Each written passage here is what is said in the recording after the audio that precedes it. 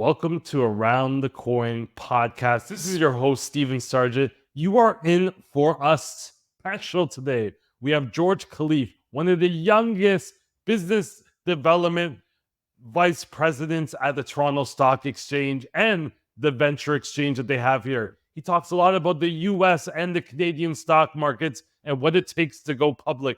We also journey down entrepreneurship. He's focusing on startups. He's focusing on servicing entrepreneurs that are looking to open up their horizons when it comes to bringing in capital. We talk about going through and starting up his own startup, one of the best podcasts that he has out there with Let's Grab Coffee. And we talk about education, both traditional and some of the resources he's picked up along the way. And we might be giving away a free book if you listen all the way to the end. Hope you love this podcast. Leave some feedback and let me know that you're listening on the other side. This is your host, Stephen Sargeant, the Around the Coin podcast. This is a special podcast because it's someone that I've admired for podcasting for a long time, George with TMX Group. George, give us a little bit of an intro about you, your background, and then we're going to dive into some interesting topics about what you're doing there at the TMX Group. Well, I appreciate you having me on. As I said before, it's kind of nice to catch up, especially with two friends. So let's treat this episode as a bit of a catch up between two friends. It's good to see you, and thanks again for having me on. Quick background for folks listening who don't know me. So again, my name is George Khalife. I am now based in Chicago. I've been here for about 5 years, and I'm a VP of U.S. capital formation for the Toronto Stock Exchange, which essentially just means that I'm very passionate about helping U.S. companies go public in Canada on our markets, whether that be TSX or TSX Venture, and also a proud Canadian. And I know we're recording this on Canada Day, so happy Canada Day to those listening. And I used to live in Toronto. So I was there for about 7 years. Did a mix of things, always sort of in capital markets or always around startups. So that really has defined my career. I've always been serving founders. I've always been working with investors, VCs, private equity firms, family offices, whether it be with the exchange. I've worked for an M&A firm in the past, and I've even helped scale a fintech startup from pre-seed to just before their Series A. So I had a mix of different experiences, Steph, and I'm going to use Steph for the whole podcast. I hope you're okay with this. Or Sargeant. I mean, Sargeant is more badass. So yeah, that's been my career, and born in Lebanon, grew up in the Middle East half of my life. We immigrated to Canada in early 2000s, lived there the rest of my life before moving to the US, and got married 2 years ago, freshly graduated from an MBA program. So lots to talk about. I'm excited to be here and happy to chat. We appreciate you. And you're an accomplished podcast host yourself. I know you're humble, so we'll keep that in mind as I dive and probe you to, give us a little bit of the intel. Talk to us about a little bit about this niche, because, we have a lot of founders and entrepreneurs, startup companies. You kind of found a niche working with a large traditional stock exchange. Tell me about how you ventured in there, because I think a lot of people on the listening to this wouldn't think that, I get to work with startups and, these large traditional firms. Like, this almost sounds like a dream job for a lot of people that don't want to go 100% into entrepreneurship, but still want to be on the cutting edge of technology and, startup land. Tell me a little bit about that niche. Yeah, for sure. And you're totally right. And by the way, I never thought I could even build a career working for an exchange. Like, it never really dawned on me very early in university life. So I went to the University of Ottawa. One of our alumni there, who became a close mentor and a good friend of mine, Jean Deganier, was an executive at TMX Group at the time. And he sort of opened my eyes to the company, because he's also an alum from the university, was still very involved in the alma mater. So I kind of started learning more about the organization, and they were just rolling out this associate program. Like, I'm sure you're familiar, the other banks have them. They're like 2-year programs. You rotate every 6 months to different departments. And at the time when I was applying, I was only applying to roles, before I graduated, to roles where I had a deep network. So that was kind of my strategy. Other friends of mine were like spraying and praying, 100 applications. I'm like, it just seemed so tedious. And I'm like, there's no way I want to do that, because for me, it was the flip side. I spent all of my time front loading effort and time to build relationships at different organizations. And so I only targeted companies where I really had a deep-seated relationship already built.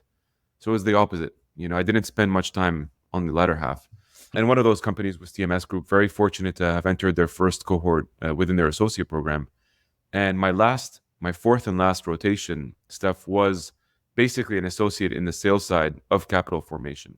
So basically what I do now, it was just, a bit of a reduced role, less responsibilities, but it was a great way to learn. And what I found out when I joined TMX was, and that was kind of my entrance to entrepreneurship. This was also the year that Shopify went public, saw them do the market open. I always talk about this. It was amazing. They're sort of celebrating, everyone's clapping. They had their friends and family there, raised a ton of money. And I was like, what is this world? Like in university, I took a couple of entrepreneurship classes. I met some founders. It wasn't really, I studied finance, right? It wasn't really part of my rhetoric yet. And when I joined TMX, I started meeting all these amazing startup founders who were accomplishing great feats, raising a ton of money, as I said, celebrating their success. And it was only just the beginning. Most people think IPOs are the exits. The way we treat them in Canada is more so, a start to continued growth. It is a growth platform. And so that was the best part about it. To your point is, it gave me a lens to both sides, because that's what an exchange is. It's a platform that sits in between companies and capital. And you get the chance to meet both the companies, the innovators in different verticals. You have folks doing this in mining, in diversified industries like food and beverage, in technology, in healthcare and life sciences, oil and gas, energy. Like, that's the beauty about it. It's not just one sector. I'm curious, like, where does the TX lie on like the global markets when it comes to exchanges? Is it a top exchange? Is it top five? We know New York has a big stock exchange. Tokyo has a huge stock exchange. Where would people view like the TSX, do you think? Maybe just by perception and where it might actually rank, if there's a ranking for those things. Yeah, certainly. I mean, we're definitely one of the top exchanges in the world. If you look at the, sort of global hubs for capital, equity capital, Canada certainly ranks, at one of the top. In the past, call it 5 years, we've helped companies raise more than 180 billion in equity capital. So I think that's the first part. The second piece that I actually always love to talk about is we are one of the top exchanges, give or take each year, globally, among other exchanges for international listings. So these are companies headquartered outside of Canada that list on our markets, be it TSX for late stage companies or TSX Venture for earlier stage companies. And I think that's an amazing metric because it's a testament to our platform being a global one. And to give you perspective, that's more than 250 companies, international companies that are listed, about 126 of them that are here in the US. So the US is about 50% of that. So definitely a global platform. And the other thing that people don't talk about as much is we're also in a country with one of the soundest financial environments. Certainly one of the most regulated, the most notable, soundest, safest banking environments there is globally. We haven't had a single bank default in 2008. And so that's an important consideration as well when you're looking to go public. Do you see trends? Like when you say like there's, most of the companies that are being listed are from the US. Did that change over the last 5 years? Like maybe when Trump's in office or something else? Do you see can you tell more of like international interests of people like knocking down the door to be placed on the TSX? You probably see some things that maybe others are not paying attention, maybe before, the rest of us see it. Yeah, it's a great question. I can definitely speak from my vantage point, Steph. Like, I've been here in the US for almost 5 years now. So I have a pretty good read on where our value prop sits internationally, at least for the US markets. The one interesting thing I've realized is our markets are honestly very unique. The reason they're very unique is we have a two-tier platform. So I'm going to give you a really great analogy. Are you a basketball fan? We definitely watch them be well, yeah. Raptors, I'm assuming? Yeah. You kind of have to say yes at this point. So I'm half Bulls, half Raptors, all right? Because my audience now is in Chicago too. Can't disappoint. The very cool part about the way our markets are made up is you have TSX Venture Exchange as a starting point. So for folks listening, this is a bona fide regulated stock exchange. This is an exchange where companies can go public just earlier in their life cycle. So think of a company that's about 100 million or even 50 million in size. We say market cap, but think of it as 50 million market cap or size, right? This is a company doing anywhere between 2 to 20 million in revenue. And they want to raise a bit of capital, also in that range, maybe 3 or 4 million. So this is an early stage business. That kind of a business can't or even shouldn't go public on a senior exchange like an Nasdaq or an IZ or TSX for that matter. And so the starting point, the launching pad, is the TSX Venture, which is like the NCAA. But I always use that analogy. Imagine a high school player. It's very difficult for a high school player grade 11, grade 12 to go and play immediately for the Los Angeles Lakers. You're asking a lot for that individual. It's much better if they go and play at Duke under Coach K, one of the best coaches. You play there for about 3 or 4 years. You build up confidence, you build up your skills, you play in front of a crowd, a pretty large crowd. So you build up that runway to then when you get traded to the big leagues, you feel comfortable, right? Because you've built up the credibility, the reputation. And that's exactly what happens when companies graduate from the TSX venture to the TSX. They're able to do so a bit more seamlessly. And now they're listed on a senior exchange. So really, that's what TSX is. It gives an ability for later stage companies to trade on a senior exchange. They get more visibility. They have access to institutional investors. Many of them can be included in indices, a lot of which we trade. So that's kind of the benefit. And do startups like this? Because similar to college basketball, that's where you get a lot of exposure. You're getting your reps in, you're building up your brand so that you can go higher in that kind of draft. Is that kind of like what startups like, or do startups like, hey, I want the big contract straight from high school, and you have to kind of talk them down a little bit, like, whoa, big fella, there's only a couple of Kobe and LeBrons every year, or even maybe every decade. Let's grow you slowly. What are your thoughts on that? Yeah, well, the best part is, to your point, to your latter point, is they can grow at their own pace, not necessarily slowly, but it's at their own pace. Number one. Two, these are all just options.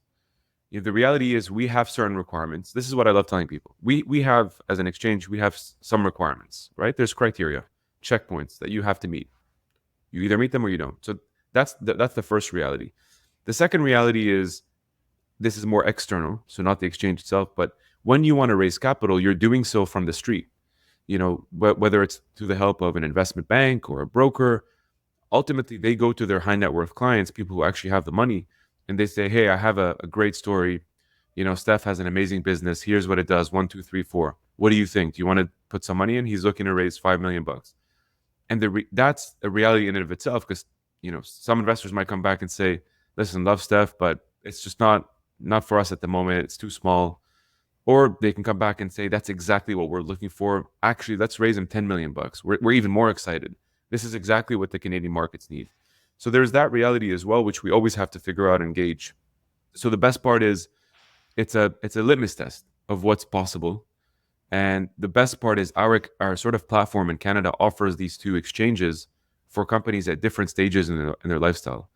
Instead of forcing a smaller company to go public on a much larger exchange, becomes very difficult to get the same visibility, the exposure that one needs when they are on a public platform. So those are some of the things to consider: is which exchange is right? Am I actually, at the right fit? Have I thought about the right considerations here before making that move? Because it is a commitment. I'm not going to lie. It's, there are some sort of hurdles you have to go through. It's not the easiest process, just like any capital raising process. So it has to be the right one for the company. Do you see a lot of companies now looking to go public versus, is that kind of the next iteration after they get maybe private investment? You've invested in it. I think we both invested in Surf.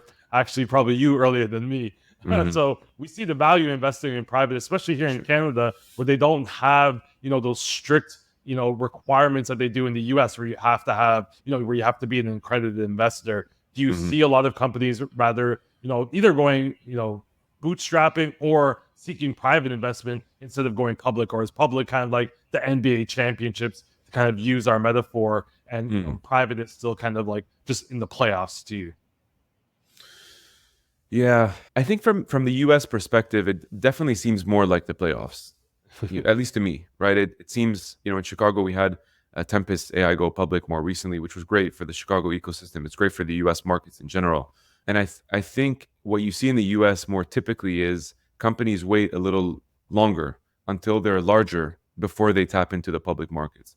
And that is typically for a couple of reasons. It's because there are heavier cost considerations. It's a bit more expensive to go public here. There are more regulatory considerations. So they not only have to get, sort of spend more time getting ready beforehand, but also just the nature of being public in the US, especially post Sarbanes-Oxley, like there's more guidelines that's placed on public companies in the US. It's not that that's not the same in Canada, but because of these two different platforms, we still there's a lot of rigor placed on companies, but the requirements are made such that they're more reasonable for the stage of company that you're at. So, for example, an early stage company going public on TSX Venture needs 2 years of audits versus 3 years on TSX. When they file their quarterlies, or they have a bit more time on the TSX Venture to make those filings versus the TSX. So there's a couple of nuances there. So I think for us in Canada, that's why, back to that statement, like, we don't really view it as an exit. It's more a growth platform. We want to see companies start on TSX Venture, graduate at TSX, do a list on NASDAQ and NYSE. We want to see it as part of their growth, not necessarily like basically like the last step in your growth. So I think that's the biggest difference, honestly, from what I see in the US, is focus on late stage, successful, already sort of seasoned companies that have already raised tons of capital beforehand. Right. Whereas in Canada, it could be part of your growth trajectory. You mentioned Tempest AI. We had Hut 8, which is a Bitcoin mining and data center operation, I believe, recently listed and went public. What are some other notable companies that you're like, oh, that's really interesting, or that was good for the exchange to give it more exposure? And what are some companies you're like, hey, they're in the TSX, they're interesting to me. It's not investment advice, but they're just interesting because of maybe the time we're in, the generation we're in with AI, metaverse, and other emerging technologies. Yeah, well, maybe I'll speak to one I recently helped take public here, actually, in Chicago. So this was not too long ago. It's a company called The Fresh Factory. So their ticker is FRSH. Yeah, I think it's a very interesting business. I think they're interesting because they're sort of an industrial company, or vertically integrated platform that helps brands go from farm to shelf. So really cool platform, because if you think about it, like, let's say you and I wanted to create a hummus dip, originally Middle Eastern. So hummus is a staple in my fridge. If you and I wanted to create a dip, well, Fresh Factory helps us do everything from sourcing the ingredients, making sure they're clean, doing the packaging, the labeling, and making sure it's a clean label, like a lot of what you're seeing now. Not only clean ingredients, clean sourcing, but also clean labeling. And then the distribution as well, so that we can get it to the shelves of the likes of Whole Foods or Jewel Osco or whatever distributor you want in the US. So I think it's a really neat business, and was exciting to be sort of on the part of, or on the process of their go public on the TSX Venture. So I think we've done well in the food and bev space in general, especially in Chicago, because it's a bit of a hub here. And I'd say, yes, some companies like that, it's exciting for me because these are also companies that benefit from being on a public platform while they're still sort of growing companies. And it's always more exciting when it's a CPG business, because I walk into a grocery store and I'm like, hey, I know this company. I know that they're listed, and it's kind of cool to see their products day in and day out. Not that innovation companies aren't cool, but a bit of a different swagger. That's so interesting. What have you seen over or maybe what are some of the impact of things like an election year in the US, or the last 2 years? What happens when all the markets are down around the world? How does that impact the TSX as a company, as a brand, operationally? Like, how do you, obviously the markets being up is a great thing for everyone. What happens when the markets are down and companies may not meet the requirements, or companies might have to be delisted in some instances? Can you give us a overview of what happens behind the scenes on your side? Yeah, it's it's the past 2 or 3 years, it's no surprise, right? And this was global. It's not just the Canadian front. It's been challenging from a market perspective, especially if you look at net new IPOs. Like, the volumes are down. I think we're in a bit of a better market this year. There's some turnaround for sure, especially on the financing side for listed issuers. So companies that are already public, we're seeing a bit more financings that they're doing, that they're generating, and that's a healthier sign. I think it's always tricky, because you're sort of balancing. And I'll speak for myself. Like, I'm personally attached to a lot of the companies that I end up working with. I want them to succeed. It's in my best interest. It's in the exchange's best interest. It's in their best interest. We want these companies and these case studies to do extremely well and to thrive, because then when we go on podcasts, and there's nothing better for me than to talk them up, and to highlight them and to show the great work that they're doing. And in some cases, the reality is they'll face challenges for several different reasons. Sometimes it's market related, sometimes it's company related, sometimes it's geopolitical. So there are a number of different factors that can lead to these things.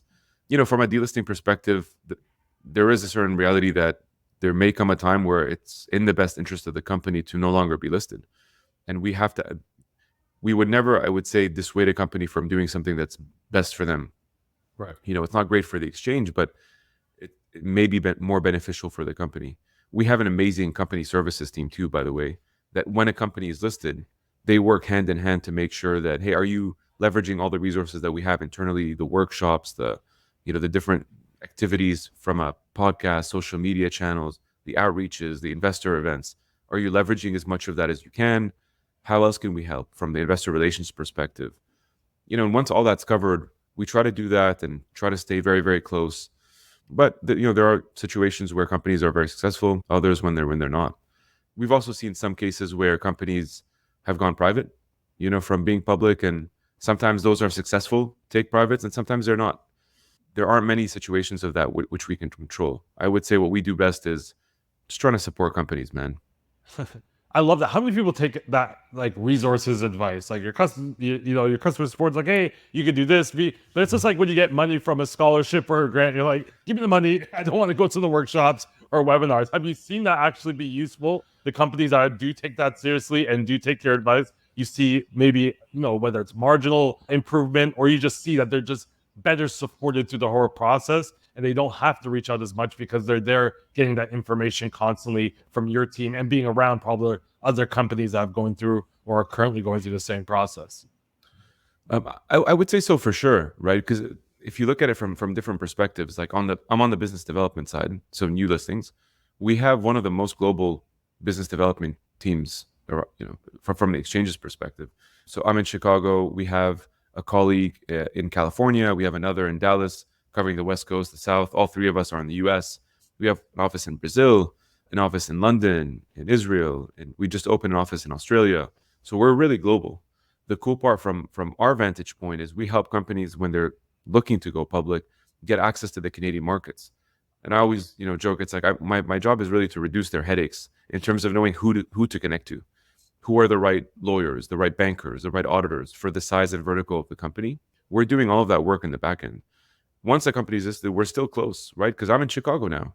So I sponsor and I partner with a lot of community events and ecosystem initiatives, and I try to loop in our network into that as well.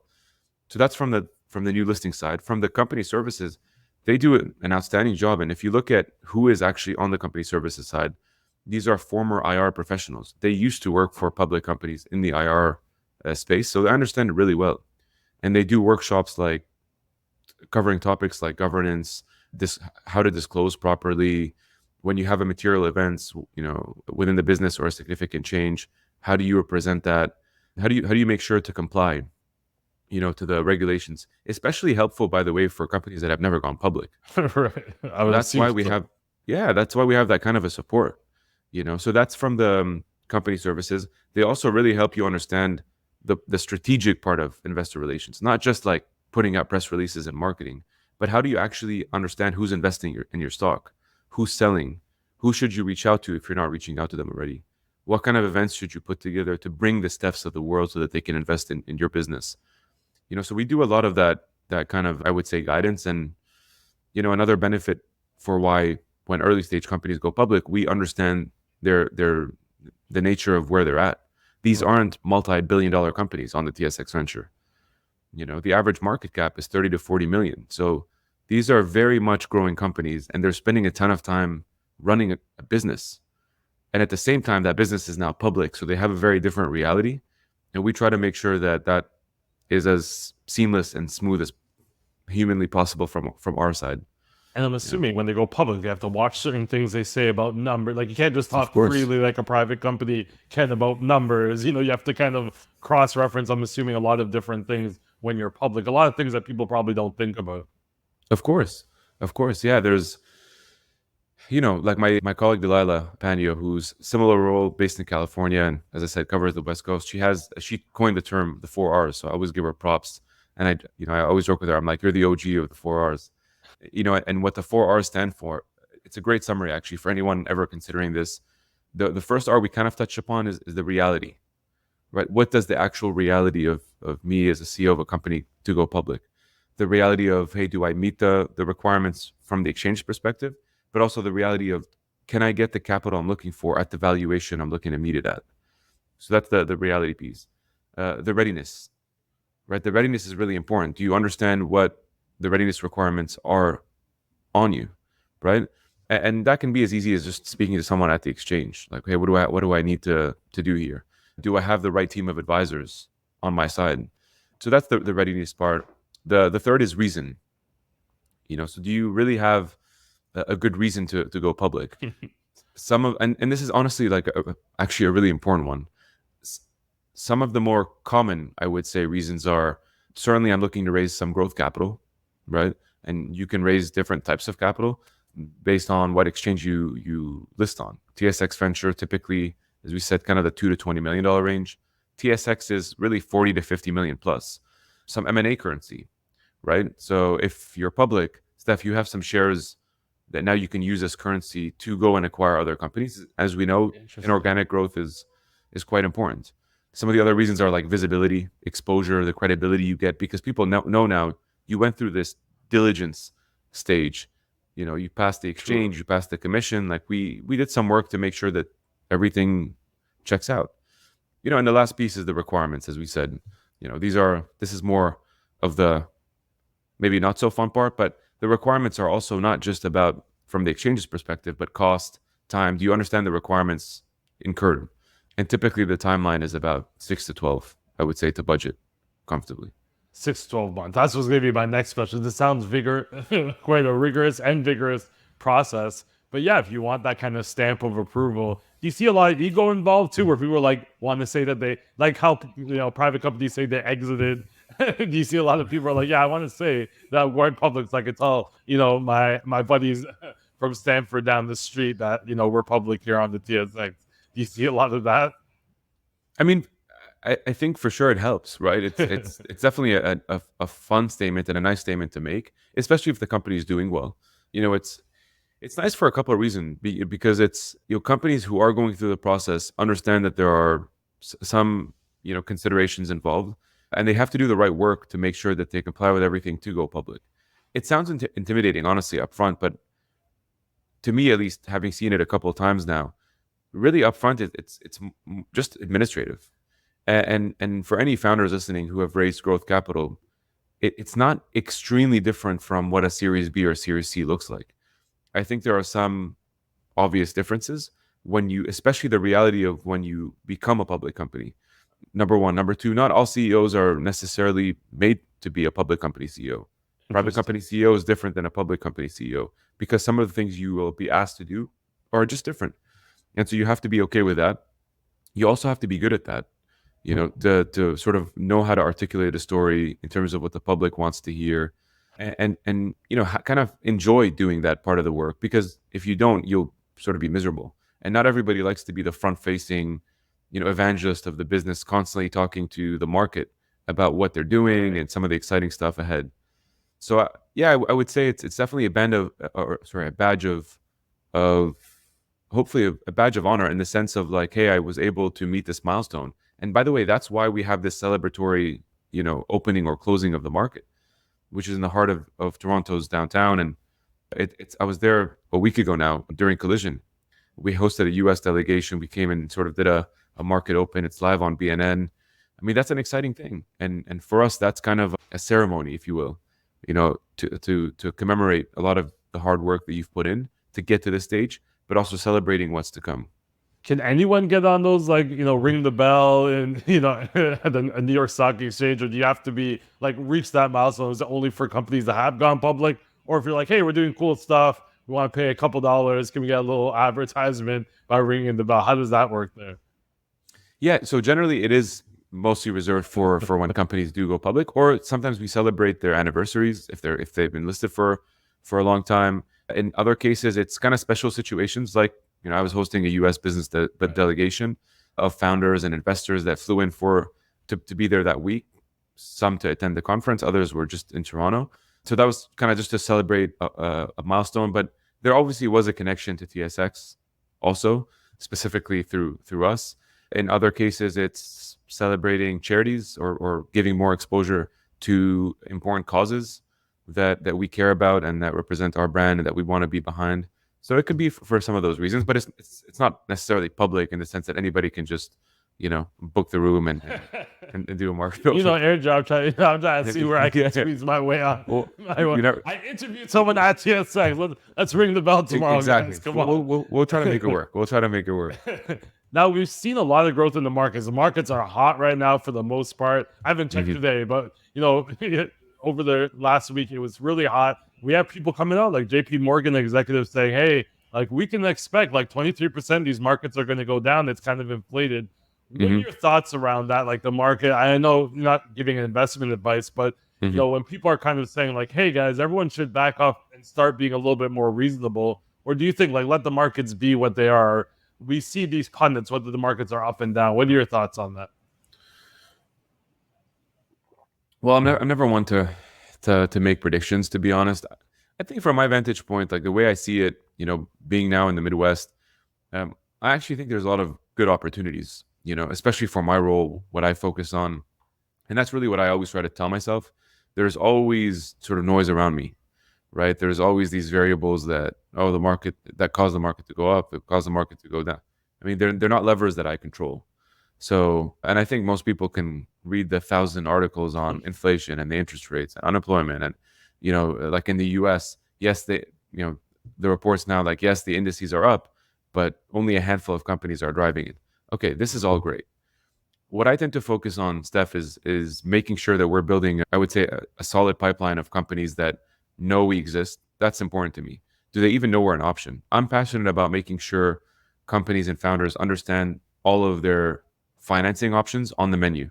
When you receive a menu, if all you see on it is one traditional source of capital, maybe, maybe it's great, maybe it's not. Like maybe you're deferring an eye on other options that are actually better for the business. So that's my first part. The second is, in a, let's say, turbulent market, which in reality we're in, I'm also focused on how do we use the resources that we have, this ecosystem of 3,500 companies, market of about 4.2 trillion. How do we use that ecosystem that we have at TSX and be helpful to companies on the come up? Because they might be too early to go public now. They might not want to go public today, but maybe 2-3 years they will be. And so, how do you play that long game while trying to be of service to them? How do you create value for them now? And actually, for anyone listening, this is a bit of a hack, but if you're in biz dev or in a market expansion role, in a quote unquote down market, or if that's being perceived as a down market, it's actually the best time to be active. It's the best time to play offense, in my opinion, because when everybody retracts, if you have the ability or the capacity through a budget, through resources, through connections, through your network, to play offense and be present and show up and put events in your community and your ecosystem, that wins you in my opinion, the best currency. And so that's what I'm trying to do now. I love that because, and I think you're so right, right? When everyone's kind of worrying about themselves and their jobs, if you can kind of say, "Hey, I'm just going to go out and be of service," and I think Yeah. people remember. Not only is it great, but people remember during the hard times who was reaching out to them, who was comforting them, who was providing value or extra resources. Because when the Mm-hmm. market gets hot, those same people that were struggling now have options, and you want to be the top of the mind. I do want to talk about, we just like skim past it. You're a VP, the youngest VP, I believe, in TMX Group history. Anyone listening to this would think, this is a 45-year-old. He's been in the industry for a long time. You're smooth, you're polished, you're well spoken, but you're the youngest person to become a VP at the TMX Group. Talk about that because I've listened to you even on your podcast early on, and you've been very clear on your intention and Mm-hmm. the sacrifice that you want to put in to building your career. I think that'll be helpful for all the youngsters listening to this. Take us through your journey, your kind of process, maybe even your goal setting. Was it a goal to be the youngest VP, or is it kind of like you're getting kind of closer? You're like, hey, I got a couple years on the record holder. Let me really dive into this. Yeah, for sure. To your point, I look 45, but I'm actually 30. And I don't know. I have to actually check if in the history, but certainly on the capital formation, like within our business development team, nonetheless, titles are titles. I think for me, it's honestly like what I'm proud of, what I'm grateful for is to have an opportunity where I can make an impact so early in my career. I think that's actually the way I look at it. Not necessarily that I'm this young with this kind of a title, even though it sounds cool. I think for me, Steph, is the fact that I've just tried to make the best with the circumstances I've had. I think that's what I've always tried to do. Like I've always tried to work really, really hard. I've tried to put myself in positions where whatever my whatever my strengths were, they're at the forefront. I never sort of lingered and said, oh man, I have so many weaknesses and I can't do this. And I really understood the things that I wasn't good at. I knew very, very early on. So I think the one thing that helped me was a lot of self-awareness. I was very critical of myself, but I also grew up in the Middle East where 90% of my family live. Many of them still are in Lebanon, a country I love, but it's also constantly sort of war-torn. And I think growing up in that reality and visiting almost every year during summers and seeing, just I guess the reality that my family had kept pushing me more and more constantly. Like there was never a time where I wasn't pushing to strive for something better. And I almost always felt a bit of a guilt, and the guilt came because we immigrated to Canada, and my parents fought really hard to make us Canadian citizens, and a chance at a better future. And I think the guilt, to be honest with you, man, is I felt like this kind of very heavy responsibility to do something with this opportunity. I felt like if I was my cousin looking at me and be like, this guy, you're living in Canada, you have all of this access, amazing education. You open up LinkedIn and you can meet at a Starbucks and meet a guy like Steph Sargeant, and you get the opportunity to get on a podcast and get more exposure for your personal brand and the company you present. Like, do you understand what that means? You understand what that can create? And so I started seeing the world. I started seeing my career with a lens of infinite opportunities. Infinite. Everything to me was an opportunity. And I'm not saying to go and do everything all the time. You want to be selective, of course, but that's initially what I started doing early in my career. I started saying yes to everything. I started meeting as many people at TMX as I could, everyone from a junior to a managing director. I started having a ton of coffees. I started my own podcast. I started a company. Like I tried to do as many things as I could with the time I had, and I think that just propelled me, to be honest. And you talked about LinkedIn. You're not there as much now, but you were the guy on LinkedIn. If everyone that wants to, see how I know so much about George, George was out there. George was active, as the young kids would say. Talk about that though. You talked about, starting your own company. You talked about, and then I want to go in and talk about your podcast and all the amazing guests you've had. But talk about like going that entrepreneurial route and what you learned there, and like how's that helped you when speaking to now other entrepreneurs trying to get listed on the TSX or the venture exchange? I think so. Much like you, like you're definitely someone I also admire, by the way, and I think you've done a tremendous job to carve out, the sort of the media space in a vertical that's regulated and doesn't really understand new media as well as someone like you do. You do, both technical and kind of social media. So very fond of you for that. I appreciate it. And like you, man, I've always tried to do stuff on the side during my career. I've always how do you fill kind of the gap, and how do you keep that creative element going? And I think that like hopefully with people listening, you don't necessarily have to want to be an artist full time. You don't if you have this sort of itch to unleash like a creative element, you can still work at a stock exchange and start a podcast. I always wanted to try to show people that like I'm able to turn a passion project into something meaningful. Like I started Let's Grab Coffee almost 5 or 6 years ago. I was an associate at the time. At the same time, I also started BookBack, which is I think what you're referring to. And this was a startup that helped specifically university students buy and sell books. It came about because two friends of mine are sort of software engineers, very, very super smart, very seasoned. And they had this like software development agency. They kind of just spun out apps for fun, honestly. And we sort of came together. I thought about this idea while I was on a plane on a BD trip to one of like a conference or something. I didn't have an iPad, no TV, so I was really bored. And I started sketching out things that we could build. One of them was that. So we gave it a go. We tried our best to sort of launch this, make it happen. A couple of lessons came out. Eventually, you have to quit and do this full time. That was for sure like a vivid experience.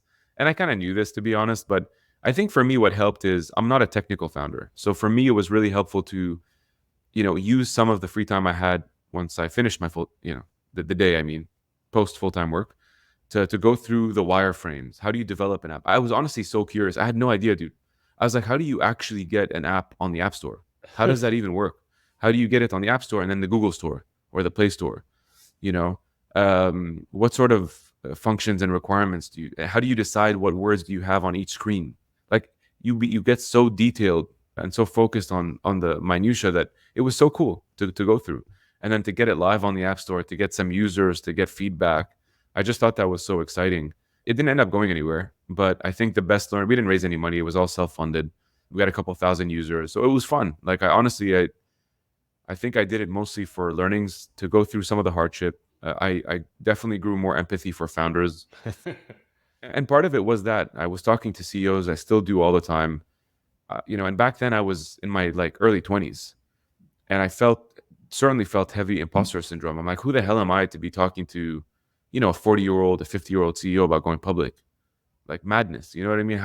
I'm not qualified. That's how I felt for most of my career. And I think that's what kept pushing me to do more and more, is that heavy imposter syndrome, that eventually I was like, George, you know what? No, you do deserve a seat. Like, you're here. You were chosen to be in this role for a reason. So you better start acting like it. I like that mentality. I think a lot of people, especially, I know a lot of women founders, consultants that go through that imposter syndrome. And I think you're right. Until you tell yourself that, hey, I'm here, someone put me here, so I have to trust the person that put me here knew what they're doing. Why couldn't that app gone further? Was it like, hey, we'd have to hire a CEO? Or is like, hey guys, we're just doing this for fun. I don't want to invest my life savings or my own money into this. And we're helping people. I remember using that app, I think, because I think that was one of the biggest problems when you're in school. Books are expensive. People use it for like 3 weeks, 3 months, maybe. Sometimes don't even use it. They buy it. They drop the class. So what happens to the book? Was the schools doing anything? Like, I know sometimes they would say, hey, you have to use an updated version of this book or that book. What were some of your thoughts there, or isn't that an idea that could still work in your mind?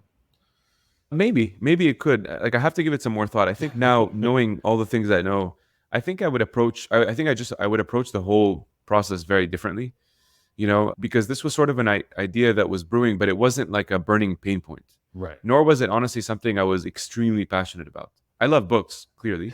I was still very close to the University of Ottawa, now Schulich and Kellogg after post-MBA. So always kind of close to educational institutions. So I had a really deep network. So I figured I had an arbitrage to help this scale. And I certainly had some strong network effects that, helped it kind of get quick momentum. But I think that was maybe the one challenge, Steph, is that it wasn't like a mission critical pain point that really, really inked at me, or that I felt that there was enough market consensus. And the second piece, honestly, was, books were starting to be very digitized very quickly. So I just saw it was like a declining market. And if you're going to raise capital, having a large enough market that you can grab specifically for your business, super important. Figuring out how, especially if it's an app and if it's a marketplace, how do you create, not just like having a strategic anchor. Let's say like I have a good network within my university. That's part of it. But how do you get buyers and sellers quickly on the platform? So a quick example I always love is, LinkedIn is a good example of this marketplace. But when it first launched, it ran into a lot of challenges. And the reason it did was, let's say you and I are friends, okay? And we text on iMessenger. Then I tell you, hey, Sarge, there's a new platform called LinkedIn, sign up. And you're like, why? I'm like, well, so you can talk to me. And you're like, yep, George, we're already best friends. Like, why would I have you on iMessenger? I can call you up, dude. Right. And you're like, no, I get it, but you can meet more people. So LinkedIn had a lot of trouble initially with that. Their hack to scale that network effect was enabling your address book. Once you enabled your address book and you basically uploaded my contacts, you now could meet people in my network you never met before. You did the same. So the multiplier effect was tenfold. So anyways, figuring out that, how do you keep, if it's an app, the other big consideration is stickiness. Yeah. Getting people to your app is one thing, like opening downloads. it up on a regular basis. When they only buy books maybe once, twice a year is always tricky, right? Exactly. So some learnings, but it was fun. Something that was more successful, I think, than even the app was your podcast. You're interviewing some of the biggest CEOs of Starbucks, David's Tea, which I think is Canadian. Maybe now I think of it, I thought it was Canadian. Maybe that's North American overall, and even Netflix. Talk about those learnings, because you were competing at the height of, some of the LinkedIn's best having podcasts, and you're going pound for pound with some of those big podcasts and bringing on a lot of great guests. What was that like? What do you think about podcasting now that you kind of not stepped away, but you're looking back maybe 4 years ago when it was like really popular to have a podcast on LinkedIn, and there was what seemed to be only a few clear winners, especially, distributing on LinkedIn. What are your thoughts on the podcast? I love the podcast space. I mean, I'm a sucker for podcasts myself. I'm a listener / user of several different podcasts. I still have mine. I still host it. It's called Let's Grab Coffee. I took a bit of a break last year because I was enrolled in this executive MBA, so was sort of partitioning my time. But yeah, I've been doing it for almost 7 years now. So I started it very early. This was kind of mid 2016. I was an associate at TMX. I just started my career out of university. And I'm sitting there and I'm like, I think I started realizing, I actually don't know how this all happened, to be honest with you. I think naturally, I always love meeting people. Right. I'm a curious person when it comes to people's stories. So in fact, I like interviewing more than being interviewed, generally speaking, because I'm just curious. Like if we go for coffee, you'll probably realize at one point you're like, George, stop asking me questions. Enough about me. Like I want to know about you. I often get that kind of response. I've always liked like late shows, there was something like growing up, I would literally sit there and just watch and admire, but also trying to mimic like how they come in with jokes and kind of the smoothness of a conversation that really appealed to me, and how do you warm up to someone and how do you build that rapport in an hour when it's recorded? So anyways, all these things came together. I would, especially as an associate, I'd always send an email with the subject line being, let's grab coffee. Like, hey, Steph, let's meet for 30 minutes. I'd love to meet you. I just want to get to know you. Just 30 minutes. If you're okay with it, coffee on me. Always. I would always try to be the one that buys the coffee. So that's how it started. Two of my closest friends, two of my best friends are engineers. At the end, one of them was my roommate. At the end of each day, I'd go and, hey, how was your day? What'd you get up to? Who'd you meet? And I'd always tell him. And he'd be like, dude, you have such an exciting career. What the hell? Why? How do you get to do all this? And I'm like, what do you mean? Like, you can do it too. He's like, yeah, I know. But, like an engineer, they don't really teach us how to network and go to events and conferences. Like, it's a bit of a different environment. He's like, honestly, you should, do you ever think about recording? Like, I'd love to hear what you guys talk about. And I'm like, really? You'd actually be interested in that? And he's like, yeah, why? I mean, it doesn't cost you anything. Just put a recording in front of you or something. I figure it out. And that's actually what honestly, the premise that led to it. I figured that it's almost selfish for me to have all these connections and not give it out to my community. I mean, we're talking anyways. Let's talk about some cool things you want to talk about. Let's put it out. It's great for you because you get more visibility. Your thought leadership is out there. It's great for me because I'm more present. Right. And I'm giving something versus taking.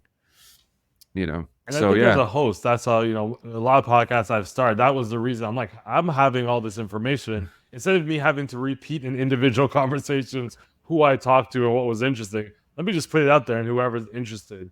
I think I'm going to go back to that one episode that you had with, I think it was Director X, who's, did Hotline Bling, among other things. And I remember messaging you right after I listened to that podcast because it started off, he was very much, I think he was talking about mental health, and that was kind of his angle. And you had started off the conversation trying to lighten up, talk about, his directorial accomplishments, and he was very standoffish.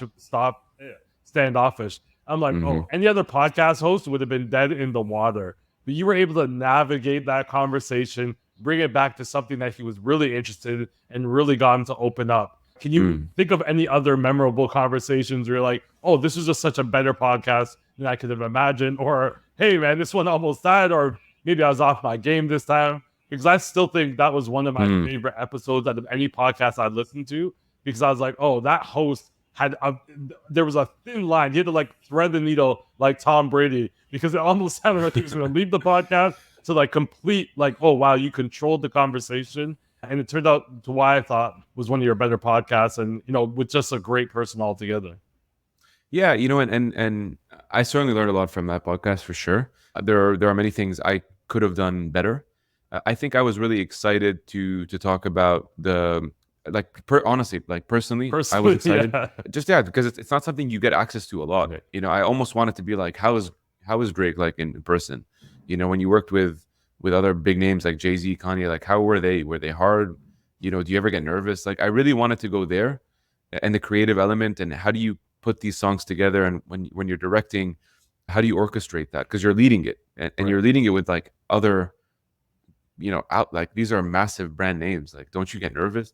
So anyways, I kind of wanted to go there, and maybe too, from the ego perspective, I thought that the episode would get more flair if it went there. But I think he was much more passionate, and still is, to talk about, how meditation and breathing work. And after an incident that happened to him, he was shot in a club, basically. And while he was in a hospital, it was sort of compelled him to understand why a random person, came and shot him. And how meditation can help a lot of younger individuals get in a better mind state, which hopefully leads to less crimes and incarcerations. So I think he really wanted to, and I felt it. And I think part of your job as an interviewer, let's say, or a conversationalist, is not to overstretch your authority. It's not my authority is really only to help give him a platform for something he wants to talk about. I'm the one who asked him to do the podcast. It's not the other way around. Yeah.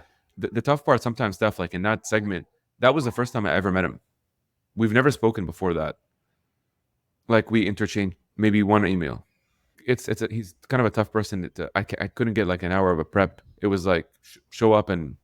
Yeah. So I'm also. That's a huge guest, first of all. I think anyone should be proud to be able to get him as a guest. And if you look back, he doesn't have a ton of podcast interviews. I know. It's not like he's out there doing the podcast tours. So I think that's what made it even that much better, is that you were able to manage such a great conversation, because he doesn't seem like this is what he does on a regular basis. Yeah. So it's like, sometimes you kind of have to. It's a bit of a dance in a conversation, and you kind of have to feel each other out. And sometimes, like, we're feeling each other out while we're recording.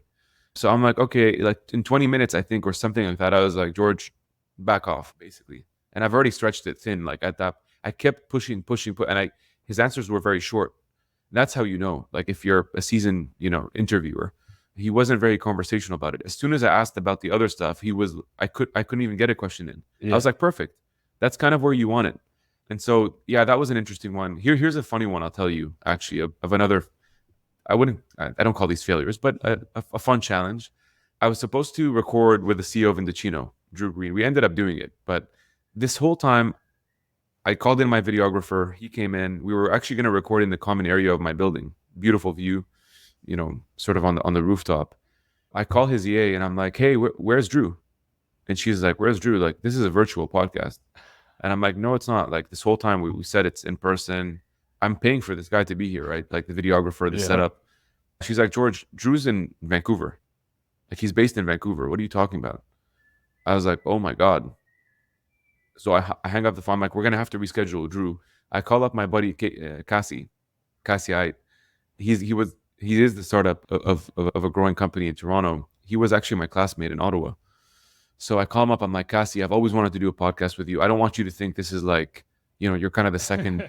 I don't want you to think you're second best, but I need you here in the next 10 minutes. Yeah, but like no preparation. Yeah, I swear to God, this is exactly how it played out. I'm like, zero prep. But listen, man, like, we have an amazing setup. I think it'll benefit you a lot, hopefully. And I think actually it'll be a cool story about early stage and how do you grow revenue from 0 to $1 million. He came through, and dude, it was actually a really good podcast. I really enjoyed talking to him, and so sometimes you have to, act under pressure, I think, and no, especially don't panic.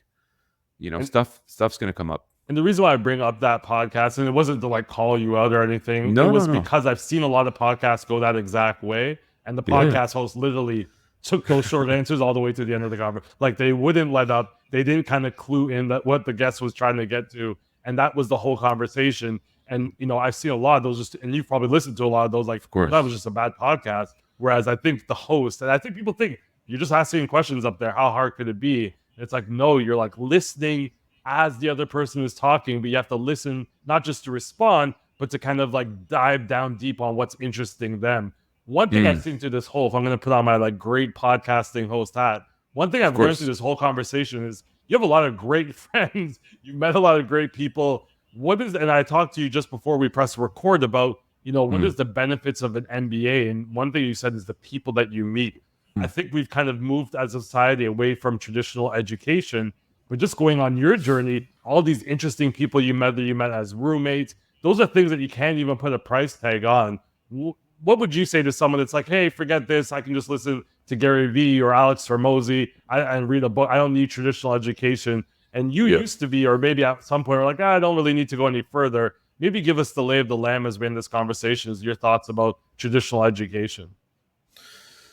Yeah. As you said, I used to be sort of a public advocate of not needing an MBA and not getting it, and sort of, I was more on the negative side of it, to be very honest. And I still think you don't necessarily need it. So that is an important clarification. I don't think it's necessarily a requirement. For example, in my role right now, it's not a requirement. With or without it, doing what I do today, exactly, it wouldn't have a monumental impact if I didn't get it, let's say. Right. But I think it had a profound impact now that I do have it. That's the difference. So it doesn't take anything away, but if you play it right, it only adds up. And that's kind of how I viewed it. I'm like, honestly, what am I losing from getting this? I'm spending the next 2 years learning. So a lot of it actually was perspective shift. And you kind of have to have a good perspective if you're committing the time, the money, the effort, the time management, especially personally, right? Sort of newly married, 2 years in. Yeah, and just personally for yourself, like you also don't want to be completely burnt out and miserable. And I was still working full time. I was doing this on the weekends. It's an executive MBA. It was a joint program between Northwestern Kellogg and York University Schulich. So US Canadian kind of program. Very cool. That is really I think cool. the best thing, dude, to me, I always describe things in a tagline. Like if I'm doing something big, I'm like, if this was a chapter, let's say, how do you define this? And for me, it was literally back to the lab. That's how I would define my MBA. And it was a chance for me for the past 2 years to be in a classroom setting where it was safe, to work on some of the things that I needed to work on with peers who were there to work on their stuff, Safe meaning I got constructive feedback all the fucking time. Sorry, I don't know if I can swear on the. I don't think. Maybe I should. I think I've sworn them many times. We can beep it out maybe, but whatever. I think that was the best part. Is like I was able to, every single time we went into class. Maybe it was something on the leadership side. Maybe it was technical. I had a bit of time to be heads down and really try to tweak certain things I knew personally deep down I needed to tweak in my personal profile, my aptitude, my capabilities, my technical capacity. There are things that I needed to work on. The second best part is you're in a classroom setting, specifically for the EMBA. You're with people who, our average age in the class was about 38. I was the youngest person, along with a fellow friend of mine. We're 38, 40. That's the average age. There's about 50 of us in the class. Everybody's manager up. You have CEOs, you have someone leading a sales team of about 400 people. Wow. So just the class conversation and sometimes even the back and forth, you're going to be challenged on certain views. If you have them, they're coming at you. Like, no, I don't think that's the perspective I have, and here's why. And no, actually, I think you're wrong, and here's the evidence I have. So it's a lot of this like back and forth that was cool. And the final part, here's the biggest thing I want people to take away, because I never understood this. I'm sure you've heard, one of the best reasons to get an MBA is the network, correct? I'm going to completely change your view on this. It's not a network. It's, if you get an MBA, you are going to come out of it with 50 new lifetime friends. Easy. I guarantee you it. And the reason that there's a difference. A network, let's say, if you are a network, that means to me, I met you at a conference. I said, hi to you, and we spoke for 5 minutes, and I added you on LinkedIn. That's not what I'm talking about. In an MBA program, you're together for 2 years, and life is happening with or without you. Some people had, kids during the program. Some people's partners got pregnant during the program. A few folks within our cohort lost a family member.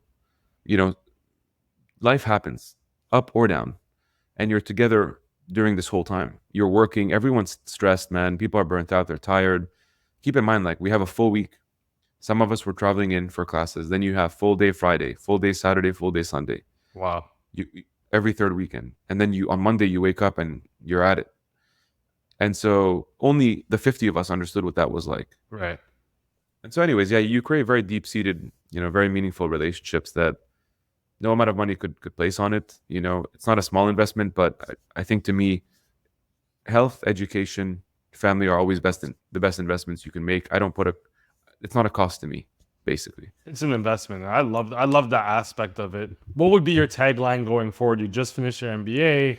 your thriving marriage, what would be that tagline if I said, hey, George, September, 2024, what's going to be your tagline going forward, do you think? Ooh, this is a good one. Honestly, I think I would say aim high with patience. Meaning that where I'm at now in my career is I understand the next 10 or 20 years are this is kind of where you press the foot to the pedal. It's really go time, and you got to push, and try to really make the best of what you have. So the aim high is not to be scared of taking the risk to grow the platform even more, not to have limits. Like let go of it, let go of control of what it could be. Just push and see what happens. At the same time, have the patience that I am still on the younger side, and I think we have a lot of life, God willing, to live, and hopefully a healthy one. And so have the patience that the next steps ahead might not be the destination, but it's like the puzzle piece that builds the bridge that gets me there. And I think that's what I really want to do, ideally with some social impact and some good stuff on the side. I love that. I've already taken up too much of your time. I want to ask you, because we talked a little bit, you're in the sales, business development. You've also been on LinkedIn. So you've seen kind of what we would say, a lack of etiquette when it comes to sales or aggressive sales tactics. What is your advice to people either doing their own founder-led sales or somebody that's running a BDR or sales part of their department? What's one thing that you learned? Because I think you're one of those salespeople is that people would be happy to give you the money because, they've created this bond. You're not really trying to sell them. You're more educating them to make the right decision. What have you learned about sales, and what would you be like one key piece of advice to kind of slow down maybe some of these people that are seeing the sales bros or sales girls on Instagram yelling at people and supposedly closing deals every day? Yeah, and to preface, I'm not in product sales. Like I'm not in tech sales. Sort of if you were to use the sales, it's like more relationship selling, because this is more of a service in some ways.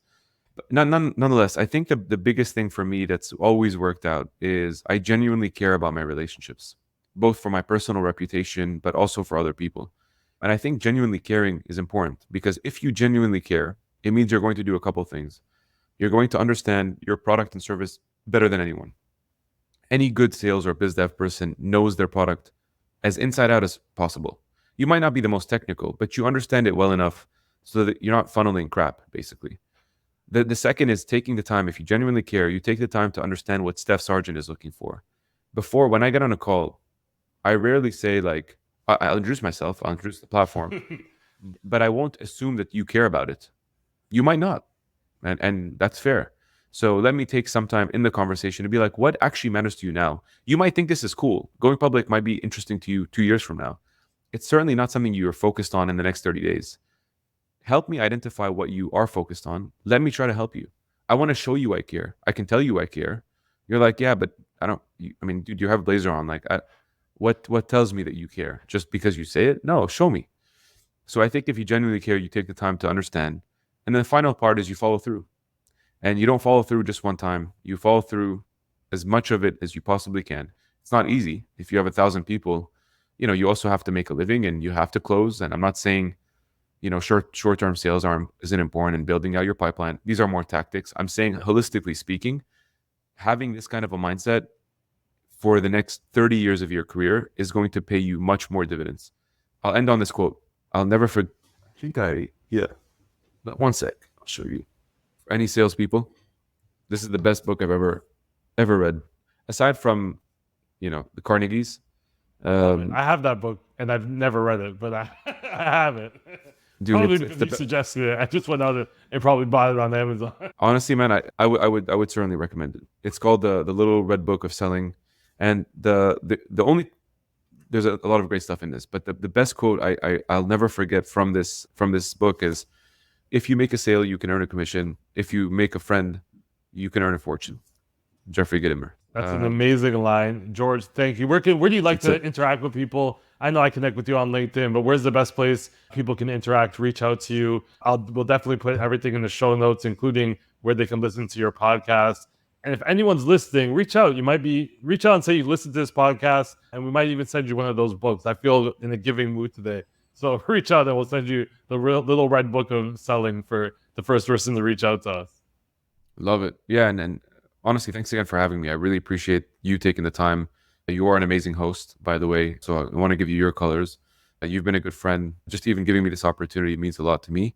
And to anybody listening, LinkedIn, always love connecting with people there. Drop me a note if you listen to this podcast.